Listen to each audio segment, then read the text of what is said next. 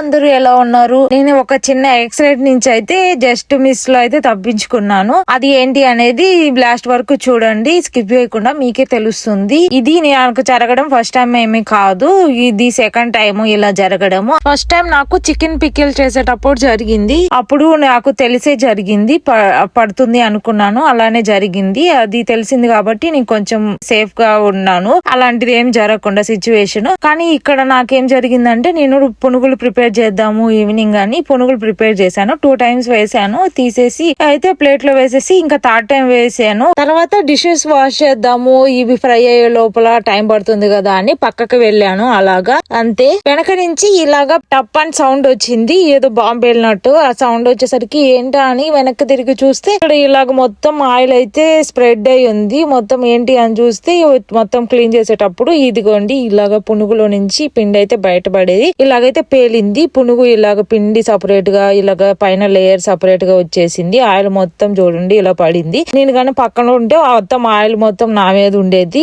ఒక 2 times అయితే ఇలా జరిగింది. 2 పునుగుస్ పేలాయి. ఆయిల్ మాత్రం ఎక్కువ దూరం స్ప్రెడ్ అవ్వకుండా అది దాని చుట్టుపక్కలే పడింది. ఇంకా పునుగులు అయితే ఎగిరి కిచెన్ అంతా పడ్డాయి. ఒక 5-6 పునుగులు అయితే కింద అయితే పడ్డాయి. ఒక్కొక్క సైడ్ అయితే వెళ్ళిపోయింది. అలా జరిగిన తర్వాత అయితే నేను ఇవి స్టవ్ ఆపేసి ఇవి పునుగులు పక్కన పెట్టేసి ఇంకా మొత్తం ఆయిల్ కూల్ అయిన తర్వాత అయితే ఇలాగ తీసాను. తీసేసరికి మొత్తం ఇదిగోండి ఇలాగ మొత్తం ఆయిల్ వస్తూ ఉన్నాయి. ఒక పునుగులో నుంచి పిండి బయటకు వచ్చింది, కానీ పునుగు లేయర్ అయితే దాంట్లోనే ఉండింది, ఆయిల్ లోనే. ఇదిగోండి ఇలా ఉంది. మొత్తం ఫ్రై అయిన తర్వాత ఇలా ఆయిల్ అయితే మొత్తం ఇలా వచ్చేసింది పునుగుల్లో నుంచి. ముందు 2 times వేసినప్పుడు ఏ ప్రాబ్లం లేదు, ఈ 3rd time వేసినప్పుడే ఇలా జరిగింది. ఆ లైన్ వరకు ఉంది కదా, ఆ లైన్ వరకు అయితే నేను ఆయిల్ అయితే పోసాను ఫ్రై చేద్దాము అని. మొత్తం 3 times ఫ్రై చేసిన తర్వాత ఆయిల్ అయితే ఇంత కొంచెమే మిగిలింది. ఎందుకు ఇలా జరిగింది అనేది మీకు ఎవరికైనా తెలిస్తే కింద కామెంట్ చేయండి. నెక్స్ట్ టైం అలా జరగకుండా చూసుకుంటాను. Thanks for watching.